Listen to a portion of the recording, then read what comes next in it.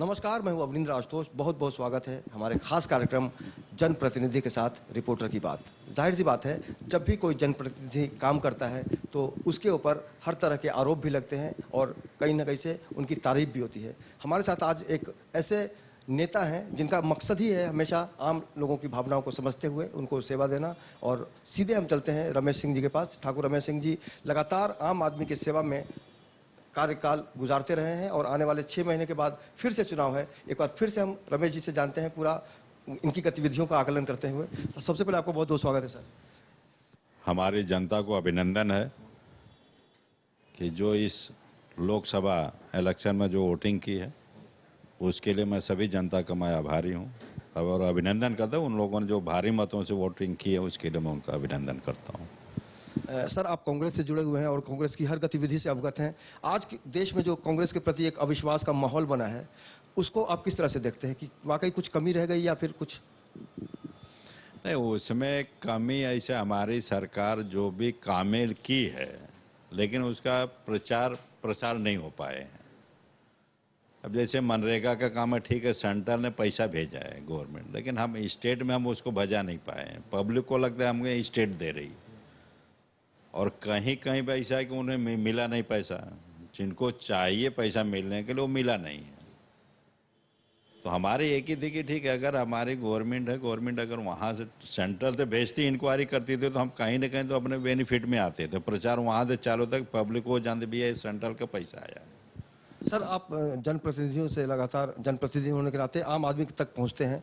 ज़्यादातर किस तरह की समस्याएं आती हैं आपके पास? जो भी लोग आते हैं, परेशान लोग ही आते हैं आपके पास?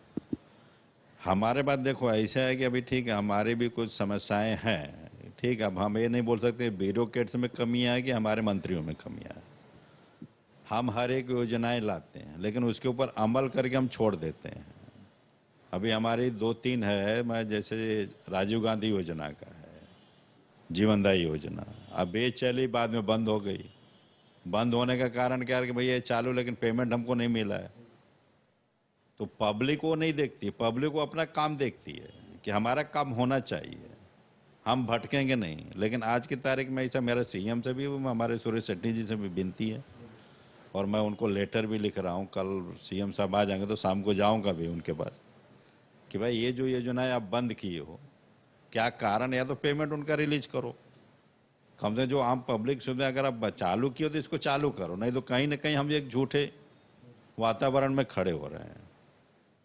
अब ये फूड कॉरपोरेशन का था, 2 महीना चलने के बाद फिर बंद हो गया। तो ये कहीं न कहीं सामने वाले को हम मौका दे रहे हैं, अपोजिशन को हम मौका दे रहे हैं कि भाई आप इलेक्शन पीरियड में इसको चालू किया, अभी बंद किए हो, इसको कहीं ना कहीं इसको कंटिन्यू चालू रखो। अगर हम योजनाएं बनाए तो हमें इसको चालू करना चाहिए। आज हमारी ठीक, हम गैस सिलेंडर की थी, गैस सिलेंडर जो पहले चालू था वही आज चालू हुआ। बीच में उसको नाटक करने की कोई ज़रूरत ही नहीं थी। ऐड चल रहा था, जो एजेंसी कर रही थी करने दी होते, उसको छेड़ के कोई फायदा नहीं था। आप वो भी नहीं कर रहे। तो पब्लिक की जो थ्योरी है, पब्लिक आज की चाहती कि भाई हमारा काम होना चाहिए। हम 100 एजेंसी डालो, हम डायरेक्ट उनको पैसा डालोगे तो आपको 100 डायरेक्ट उनको मंथली चाहिए पैसा, लेकिन मैं जानता हूं कि हम वो दे नहीं पाएंगे उनको। 8 साल, 10 साल, 3 साल, 4 साल भी जाता है। तो जो एजेंसियां वो अपना बेयर करती है, कैसे करना उनके ऊपर रहता है। पब्लिक वो नहीं देखती है। पब्लिक को देखिए भाई हमारा महीने के चाहिए। हम आधार कार्ड बनवाए, से अकाउंट खोले, सब कुछ खोले, कोई रिजल्ट नहीं निकल रहा है। तो या तो हमारे मंत्री लोगों को ब्यूरोक्रेट्स चला रहे हैं या तो मंत्री चला रहे हैं। हम आज जो फेल हो रहे हैं इस पे फेल हो रहे हैं, हमारा कुछ नहीं है। हम आज इतना काम करके दे रहे हैं लेकिन कहीं ना कहीं या तो ब्यूरोक्रेट्स की वजह से हम कमजोर पड़ रहे हैं। अगर आप मंत्री बनते हैं, आपकी सरकार वापस बनती है महाराष्ट्र में, जिस तरह से अभी आज भी आपकी सरकार है, तो आपको लगता है कि आप कुछ कर पाएंगे मंत्री बनने के बाद? नहीं, हमें दोनों को देखो, एक ऐसा है कि चाहे विधायक है चाहे कारपोरेशन है, कारपोरेशन में नगर सेवक है तो दोनों को साथ में लेके चलना पड़ता है। मिनिस्ट्री में है तो दोनों डिपार्ट के साथ साथ आपको चलना है। लेकिन ये है कि उसके साथ दोनों साथ में चलते हुए हमें उसके भी देखना कि पब्लिक को मेन प्रोवाइड करना, जो चीज़ हम करके दे रहे हैं पब्लिक के लिए, उसे देखना कि उसकी सेवा चालू रहे। हम पब्लिक के नौकर हैं, ना कि हम ब्यूरोक्रेट्स के। ब्यूरोक्रेट्स और पब्लिक, हम मंत्री बने हैं तो हम पब्लिक की सेवा के लिए। ब्यूरोक्रेट्स एक पब्लिक का नौकर है, ना कि वो अफसर है, वो पब्लिक के काम के लिए बैठे। हमें उसका एक रास्ता निकाल कर भाई कैसे हमें इसको पब्लिक को प्रोवाइड करना है। अगर हम विभाग की बात करें ठाकुर साहब, तो आपको क्या लगता है कौन से विभाग में आप कंफर्टेबल होंगे, कौन सा ज़्यादा दिलचस्पी लेंगे आप? नहीं, अरे ये तो पार्टी का डिसीजन, मैं उस पर नहीं बोल सकता हूँ, हमारा काम नहीं, हमें जो है वो। वाकई एक अभी जो ठाकुर रमेश सिंह जी बोल रहे हैं, इसका मकसद सिर्फ यही है कि कहीं ना कहीं से जो चाहत होगी वो इनकी पार्टी की होगी, और जाहिर सी बात है पार्टी अगर जो भी जिम्मेदारी देगी ठाकुर साहब उसको मानेंगे। लेकिन हर नेता के ऊपर बहुत ही आसानी से आरोप लगा दिया जाता है जबकि वो काम करता है, और ठाकुर रमेश सिंह ऐसे एमएलए हैं जिन्होंने कभी किसी को अपने दर से निराश नहीं किया है। लेकिन जब आलोचना होती है, जबकि काम करते हैं आप लोग, तो क्या गुजरती है, क्योंकि आप भी इंसान हैं।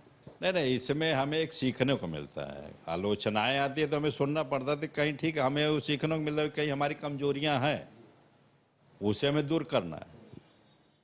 अगर हमें सब कुछ अच्छाइयाँ मिलेगी तो बुराई कौन सीखेगा? अगर बुराई मिले तो हमें मालूम तो पड़ेगा भाई यहाँ पे हमें नुकसान है, यहाँ पे फायदा है, तो उससे हमें सीखने को भी मिलता है कि भाई ये काम हमें करना है। तो उसके लिए हमें दौड़ना पड़ेगा। हर एक जगह सब सुविधाएं हमें मिल जाएगी तो हम दौड़ेंगे क्यों? पब्लिक दौड़ेगी क्यों? बोले कि भाई ठीक है हमारा तो मिल रहा है ना। लेकिन कहीं बुराइयां तो हमें सीखने को भी उससे मिलता है, इसके लिए उसके बुरा करके फायदा नहीं है उसे। अगर हम जब भी मुंबई की बात करते हैं, देश की आर्थिक राजधानी है, बहुत ही खूबसूरत शहरों में इसका नाम आता है, और ठाकुर कॉम्प्लेक्स, ठाकुर विलेज, ठाकुर गांव, ठाकुर कॉलेज, ठाकुर मॉल, ऐसे कई विषय हैं जिसको लेकर कहीं ना कहीं से मुंबई के लोग गर्व करते हैं। ठाकुर रमेश सिंह जी की जो भूमिका है बहुत ही ज़्यादा सराहनीय कही जाएगी, क्योंकि इन्होंने बहुत ज़्यादा मेहनत की है। ये जो पूरा शहर बसा है सर, इसमें आप किस चीज़ को खासियत मानते हैं, और क्या आम आदमी को और क्या बताना चाहेंगे अपने इलाके के बारे में? नहीं, हमारी जो यहाँ पे है, हमारी पूरी यहाँ की जनता का मैं आशीर्वाद है कि ठीक है हमने एक इंफ्रास्ट्रक्चर तैयार किया। उस इंफ्रास्ट्रक्चर में क्या सुविधा हमें पब्लिक को देनी है, उस बेस को हमें पकड़ना। ठीक है, हम एक टाइम देखो, चाहे ब्रिटिश गवर्नमेंट की टाइम है तो वो लोग 10 साल 20 साल पहले की सोच के बैठते थे कि 20 साल आने वाला प्रोजेक्ट क्या बनाना है, उसको सोच नहीं, आज का नहीं सोचते थे वो 20 साल पहले का सोच के चलते भाई 20 साल में क्या होने वाला, उसके हिसाब से प्रोजेक्ट तैयार करते। तो इस हिसाब से हम लोगों ने भाई आने वाले टाइम में अगर हमें ये तैयार करना तो उस हिसाब से हमें क्या इंफ्रास्ट्रक्चर देना, क्या सुविधा पब्लिक को देनी, उस हिसाब से हम लोगों ने वो तैयार किए हैं। इससे जो हमारी पब्लिक है उन्हें लगता है कि भाई हमें यहाँ पे हर एक सुविधाएं मिल सकती है, इस हिसाब से हमने डेवलप किया हूँ इसको। सर, आपके बारे में बहुत सारे लोग जानते हैं, लेकिन कुछ ऐसे भी लोग हैं जो कुछ नहीं जानते। आपके शौक कैसे हैं, म्यूज़िक कैसा पसंद करते हैं, फिल्में देखते हैं कि नहीं, उस बारे में कुछ कहें। नहीं, मैं देखो एक टाइम था मेरा जब भी मैं पब्लिक में नहीं था। पब्लिक सिटी में तो हर फ्राइडे को मैं जाता था फिल्म देखने के लिए, जैसे नई फिल्म रिलीज होती जाता था। लेकिन जब से पब्लिक लाइन में तब से मैं फिल्म देखना बंद कर दिया हूँ। ठीक है, टीवी पे कभी रात बिरात को गए तो अपन चैनल पे देख लिए, नहीं तो फिर अपना न्यूज़ देख के चैप्टर ख़त्म कर दिया। और खाने पीने का कुछ खास बताएंगे, शौक किस तरह का, उत्तर भारतीय शौक है या फिर मुंबईया हो गए हैं आप? नहीं, मैं मुंबईया नहीं, मैं हर एक भाषा में हूँ। ऐसा नहीं चाहे कोई भी रहता। जो हमारी खाने पीने का हम घर पे ही खाते हैं, बाहर बहुत कम खाते हैं। होटलों में तो जल्दी भी नहीं बैठते हैं, अगर कहीं भी रहेगा तो हम बना के खाते हैं। एक एमपी जब कोई अच्छा काम करता है तो एक एमएलए का बहुत बड़ा योगदान होता है सर। अक्सर हमने कई कांग्रेसी प्रिया दत्त को भी सुना है कि जो हमारे एमएलए होते हैं उनसे बहुत मदद मिलती है। तो संजय निरुपम और आपका जो एक साथ है, एक रिश्ता है, उसके बारे में क्या कहेंगे आप? नहीं, हमारा संजय निरुपम का जो साथ हो बना रहेगा, कायम रहेगा। ऐसा नहीं है हमारा उनका कोई वो नहीं है, लेकिन हमारा बना है दोस्ती, एक व्यवहार, हर एक चीज़ बना है। जिससे एक बार जुड़ा हो जाता, हमारा विचार है कि भाई उसे तोड़ना नहीं चाहिए। उसे जोड़ करके जितना आप जोड़ के रखो उतना आपका और उनका फ़ायदा रहता है। ये बेस है सर, ये आपके जो अजय राय हैं, आपकी पार्टी के हैं, जो बनारस से लड़ रहे हैं कांग्रेस से, उन्होंने आज आचार संहिता का उल्लंघन किया है। नरेंद्र मोदी ने भी कमल का फूल दिखाया था। तो आने वाले दिनों में लगता है कि ये परंपरा सी बन जाएगी या फिर इसको रोकना चाहिए? नहीं, जो आचार संहिता का नियम है उसे पालन करना जरूरी है, उसे पालन करना चाहिए, नियम को तोड़ना नहीं चाहिए। ठीक है, इन लोगों से गलतियों में हो गई है, लेकिन मैंने देखा कि आज उन्होंने माफ़ी भी मांगा चुनाव आयोग से, भाई मेरी गलती हो गई, मैं माफ़ी मांगता हूँ उसके लिए। नरेंद्र मोदी का ठीक है, उन्होंने भूल चूक में कैसे की है वो उनको मालूम है। ठीक है, उनको दिखावा है कि क्या है, क्योंकि हर साल तो जैकेट में लगाते हैं, हर टाइम पे तो जैकेट में लगा, लेकिन उस दिन उनको दिखाने की ज़रूरत पड़ गई अहमदाबाद में, बड़ौदा में थे ना, तो बड़ौदा में दिखाने की ज़रूरत पड़ गई। तो है तो कहीं ना कहीं हो गई हो, ठीक है, गलतियां हो गई होंगी, भूल चुक।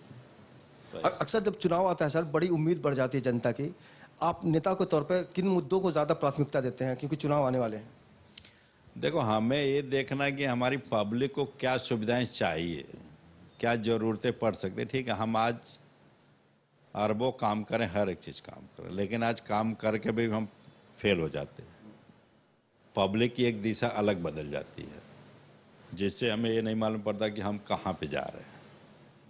तो हमें ये विशेष करके सोचना कि पब्लिक की ज़रूरतें क्या, उस हिसाब से उतने पे दें, में उस लिमिट से चलाएं, तो हम सक्सेस हो सकते हैं इस चीज़ को।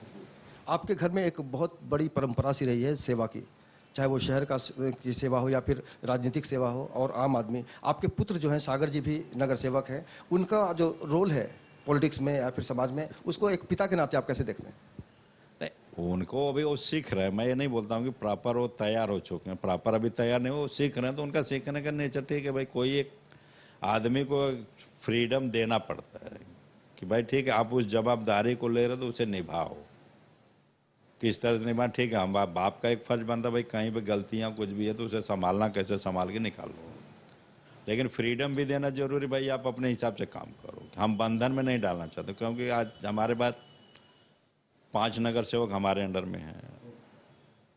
5 नगर सेवक को ये है कि भाई ठीक है, आप अपनी फ्रीडम, किसी को भी नगर सेवक को मैंने वो नहीं दिया, दबाव नहीं डाला, अपने फ्रीडम में अपना काम करो, आपको जैसे बनता वैसे काम है। ये है कि हमारे पास गलतियां नहीं आनी चाहिए, किसी की कंप्लेनें नहीं आनी चाहिए, बुराइयां नहीं आनी चाहिए। आप अपने हिसाब से अपना काम करो। हाँ ठीक है, तुमको एक गाइडलाइन दे दिया कि भाई अधिकारी और आप दोनों साथ में चलो। हम कब सक्सेस, जब तक हमारे साथ में अधिकारी नहीं रहेंगे। अगर हमारे साथ अधिकारी नहीं बैठा तो हम फेल हैं, हम कुछ नहीं कर पाएंगे। आज हमारे से ज़्यादा पावर उनको, अधिकारी लोगों को। और अधिकारी को जब तक हम साथ में नहीं लेंगे तब तक हम सक्सेस नहीं होने वाले हैं। तो हमें कहीं ना कहीं उस टीम को एक बना करके साथ में लेके चलेंगे तो हम सक्सेस होते हैं हर एक काम में। एक ज़माना था जब कुछ ही पार्टियों का राज हुआ करता था, चाहे वो कांग्रेस हो, भारतीय जनता पार्टी हो, या फिर कुछ अलग अलग पार्टियां। अगर हम कम्युनिस्ट पार्टी की बात करें तो हो सकता है, लेकिन आज गठबंधन की सरकारें चलती है, और आज नहीं लगता कि आज मजबूरी हो गई है गठबंधन की सरकार को बनाना? हमारी पब्लिक से एक अपेक्षा है, विनती है कि किसी को भी दो, लेकिन आप एक मेजोरिटी में दो, जिससे वो अपने हिसाब से सरकार चला सके। आज गठबंधन में क्या होता है कि हम कहीं न कहीं मारे जाते हैं। जो सत्ता में बैठा है वो चला नहीं पाता है। अगर उसे ये काम करना है तो 10 जन उसे बिगाड़ने के लिए तैयार रहेंगे। उसी पार्टी में ज्वाइंट है लेकिन उसको बिगाड़ने के लिए तैयार रहेंगे। तो पता चलता है जो सत्ते में जो सरकार चला रहा है वो फिर नहीं चला पाता, कि उसको संभाले, किसको संभालना है।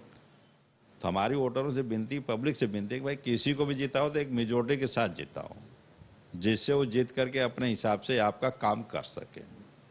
आज ठीक है, आज देश बहुत आगे बढ़ चुका है, हमें उसे देखना कि उस काम को आगे और कैसे हम उसको मजबूत कर सके देश के लिए। वो हमें देखना कि हम उसको मजबूत करने के लिए हमें क्या ज़रूरत, हमें पार्टी को क्या देना है, कि जो अगर मेजोरिटी में आता है तो अपनी सरकार चला करके दिखा सकता है देश को, भाई मैं काम कर रहा हूँ। अगर 10 पार्टी ज्वाइंट हो गए, उसी में गठबंधन हो गया, तो पता चल सबको आपस में ही लड़ने लगते हैं, और सभी लोगों को है तो कुर्सी की ज़रूरत है। कुर्सी के चक्कर में सब लोग अपना वोट खराब करते हैं।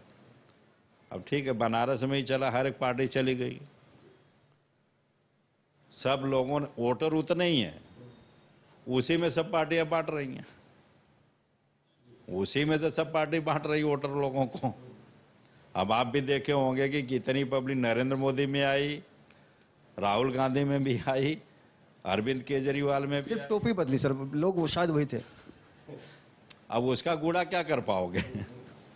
लेकिन बीच में एक टक्कर दिया आप लोगों को। सबसे जो बड़ी उपलब्धि है आम आदमी की, वो है केजरीवाल की सरकार बनी थी और कांग्रेस को भागना पड़ा था। नहीं, केजरीवाल की सरकार बनी, वहाँ की पब्लिक की जो गुस्सा थी, मैं ये नहीं बोलता हूँ केजरीवाल कोई थे, कहीं ना कहीं पब्लिक का गुस्सा था कि हमारे शीला दीक्षित के ऊपर गुस्सा था, उस गुस्से को निकाल दिया केजरीवाल के ऊपर दे दिए। हम उसे सोच नहीं पाए, हमें लगा कि शीला दीक्षित वहाँ पे कैपेबल है। आज की तारीख में देखने जाओ तो शीला दीक्षित सबसे ज़्यादा काम की है दिल्ली में, चाहे रोड है कि मेट्रो रेल है, हर एक चीज़ काम की। लेकिन कहीं ना कहीं छोटी मोटी गड़बड़ियाँ जो उन्होंने केयर नहीं किया, उस गुस्से को उन लोगों ने उतार दिया, केजरीवाल को चुन के दे दिया। और 6 महीना में केजरीवाल चला। आपकी सरकार ने मुंबई के लोगों को एक सपना दिखाया था मेट्रो रेल का, वो डेट पर डेट, तारीख पर तारीख, और आम आदमी अभी भी समझ नहीं पा रहा कि वाकई मेट्रो पे वो कब चल पाएगा। तो आप क्या कहेंगे आम आदमी को? नहीं, देखो हमारी सरकार काम कर रही है। आज जैसे उन्होंने मनोरेल चालू किया, कुछ टेक्निकल हैं जिसे देखना। 1857 के बंदूक रखे गए हैं सुरक्षा कर्मियों के पास, आज की तारीख में आपको क्या कहें?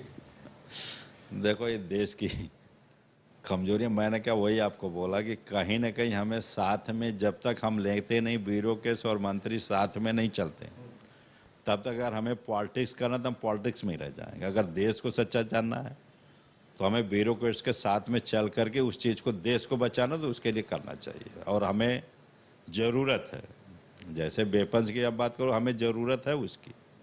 आज की नई टेक्नोलॉजी के साथ चाहिए, नई हिसाब से चाहिए। अभी आपके सामने है कि हमारे पास कई इक्विपमेंट आ जाते हैं, लेकिन उसे ऑपरेट करने वाला कोई नहीं है। उसे ऑपरेट करने हो, चाहे कारपोरेशन में मशीनें आ जाए, एक्सरे मशीनें, ऑपरेशन। आपकी भी तो जिम्मेदारी बनती है ना, जागरूकता अभियान करें, ट्रेनिंग दें लोगों को। नहीं, हमें एक सिस्टम बनाना चाहिए उसे कि देखो ऐसा है कि गवर्नमेंट की एक थ्योरी है, ठीक है, कुछ लोग आज की नई टेक्नोलॉजी के हिसाब से कुछ लोग नहीं ट्रेन हुए हैं। पहले कंप्यूटर आया था, इलेक्ट्रॉनिक कंप्यूटर चला, किसी को कंप्यूटर सीखने नहीं आता था।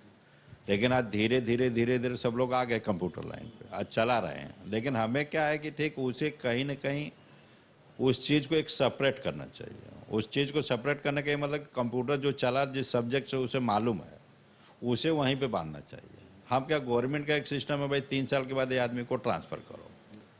पता चला वो आदमी 3 साल के बाद ट्रांसफ़र हो गया, 1.5 साल बाद कोई डाल दिया, ट्रांसफ़र हो गया, वो फाइल वहीं पर बंद हो जाती है, उसे कोई ओपन नहीं करता है। अगर वो आदमी वहाँ तक आगे बढ़ाया प्रोजेक्ट, तो फिर वहीं पे बंद करता है, प्रोजेक्ट वहीं पे बंद कर देता है। हमें ये चाहिए कि भाई उसे चालू रखना चाहिए, या तो वो आदमी फिक्स है तो उसे उसके ऊपर वॉच रखना चाहिए कि भाई ये प्रोजेक्ट मैं इसको दिया तो ये कहाँ तक बढ़ा है। ऐसा एक सिस्टम बनाना चाहिए कि जिससे हम जिस भी कार्य को करें तो उसे हम पूरा कर सकें। नरेंद्र मोदी की पत्नी का जो मामला आया था सर, पहले छुपाया था उन्होंने।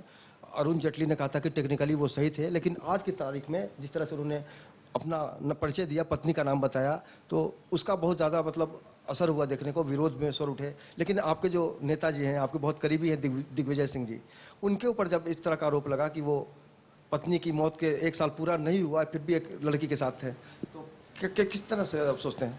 देखो ऐसा है, सबका अपना अपना आदमी का विचार है, किसको किस लाइन पे जाना है। अब वो दिग्विजय सिंह का उनका पर्सनल मैटर, उसके लिए हमें बोल करके फ़ायदा नहीं है। मोदी का उनका पर्सनल लाइफ है, उन्होंने छुपाया तो ठीक है, चलो उन्होंने छुपाया तो आज तक कोई नहीं पूछा, उनसे कोई नहीं पूछने गया कि आज 3 टर्म वो सीएम बने, हर एक चीज़ हुआ, लेकिन उनसे कोई पूछा नहीं। उसमें चुनाव आयोग का भी था, वो पूछना चाहिए। कहीं कानून भी तो उसके साथ में है कि भाई आप मैरिज हो कि अनमैरिज हो। अगर आप दे रहे हो कि अनमैरिज हो, तो अभी कहाँ से मैरिज आ गए? ये तो चुनाव आयोग पूछ सकता, तो उनका अधिकार, चुनाव आयोग का अधिकार है। हमारे ख्याल से नरेंद्र मोदी जी, ये दिल्ली में मैटर उठा था जब महिला मिलावा था, उसमें कार्यकर्ता लोगों, महिला लोगों में बैठे थे वो, तो वहाँ पे एक लड़की ने पूछा कि आप मैरिज हो कि अनमैरिज हो। वहीं पे मोदी जी थोड़ा जवाब नहीं दिए, वहाँ तो घुमा दिया मैटर। लेकिन उस चीज़ को कांग्रेस के लोगों ने और लोगों ने नोट करके रखा, उस विचार पे अपना ओपन किया, तो आज उन्हें ओपन होना पड़ा कि उन्होंने नाम डाला कि भाई ये नाम है। ये चुनाव आयोग का काम है कि उसे पूछना चाहिए भाई ठीक है, आप इतने सर क्यों नहीं नाम डाले, और आज क्यों डाले, आज तक कहाँ छुपा कर रखे? ये अधिकारी चुनाव आयोग का काम है। जब किसी पॉलिटिकल पार्टी से आदमी जुड़ा होता है तो भले ही पार्टी लेवल पे वो बात करता है, लेकिन पर्सनली भी बहुत अच्छे रिश्ते होते हैं सबसे। सर आप कांग्रेस से हैं, बाकी किन किन पार्टियों के आपके दोस्त हैं और पार्टी लेवल से उठकर भी कई बार काम करते हैं, तो आपको कौन कौन से ऐसा नेता है जिससे उम्मीदें हैं इस देश के लिए? नहीं, हमारा हर एक पार्टी से, मेरा किसी पार्टी से नहीं, हर एक पार्टी से मेरा वो है संबंध है, बातचीत है, हर एक चीज़, दोस्ती यारी सब चीज़ें। एक काम करने की सबकी एक अलग अलग थ्योरी होते हैं, नेचर होते हैं, किसको कौन से हिसाब से काम करना, किसको कौन से हिसाब से काम करना। तो आदमी जो काम करता है उसके लिए हमें लायक है। मतलब आप किसी भी पार्टी से हाथ मिला सकते हैं अपने काम के लिए? नहीं, मैं हाथ किसी से नहीं मिलाता, मैं अपने कर्तव्य, अपने कर्मों, अपने पब्लिक के हिसाब से मैं चलता हूँ। अच्छा, आज ऐसा कोई सपना बाकी है आप, या फिर सपना कोई देख रहे हैं कुछ कि मुंबई में कुछ आपके थ्रू ऐसा कुछ किया जाए जिसको लोग हमेशा याद करें कि ठाकुर साहब ने ऐसा किया?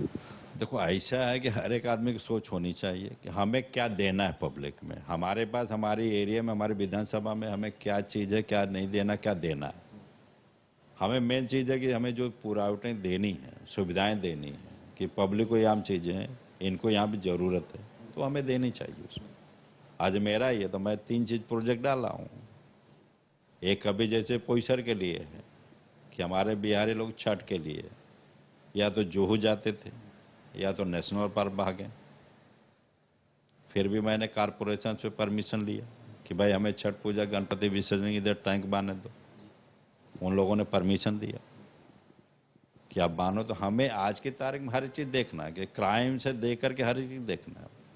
अगर हमारी जनता हमारे उसके घर के बाजू में सुविधा नज़दीक मिलती है तो अपने घर पे जाके सुखी रह सकता है।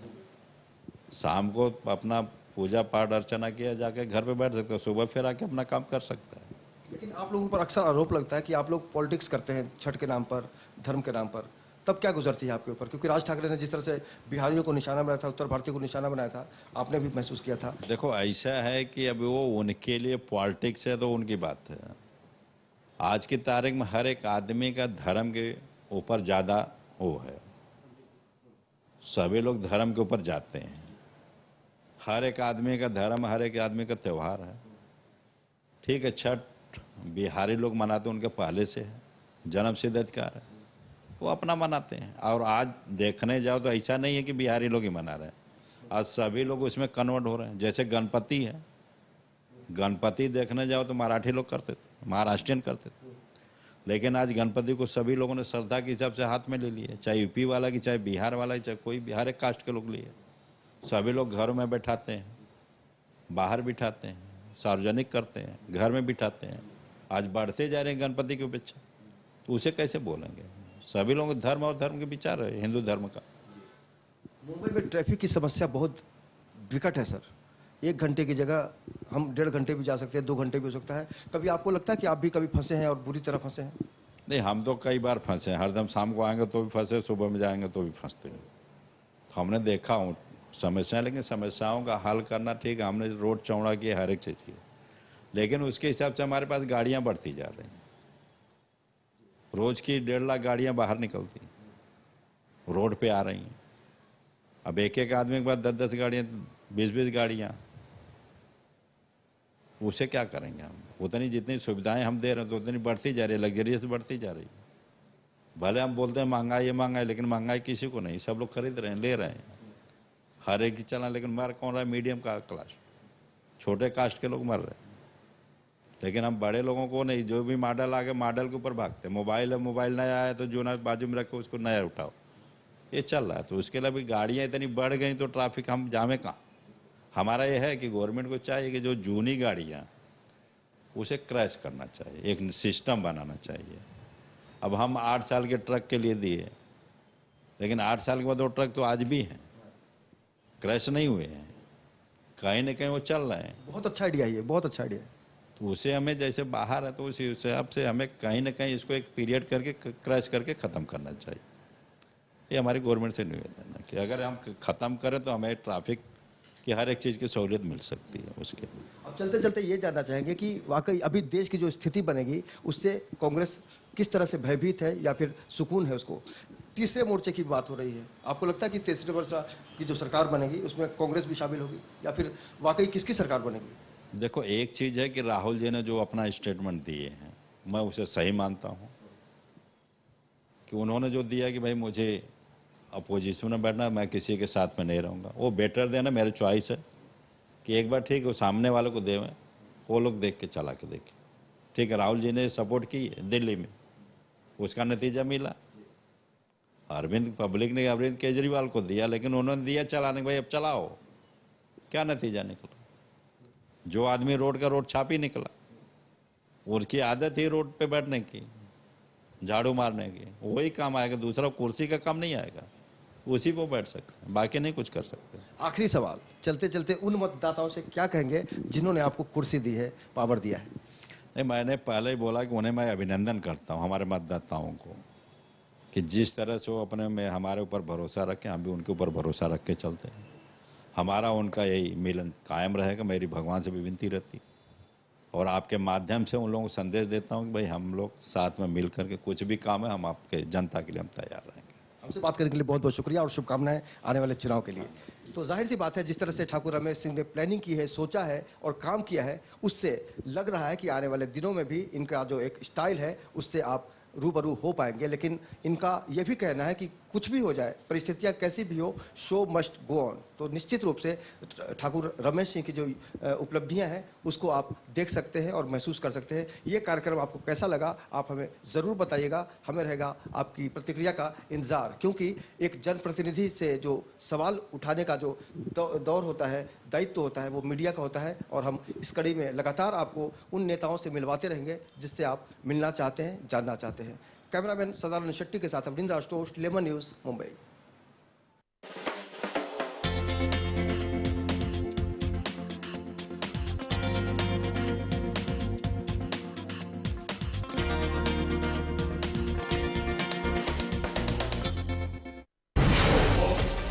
अंडरवर्ल्ड की नब्ज पहचानता हूं मैं, हर गैंग के राज जानता हूं मैं।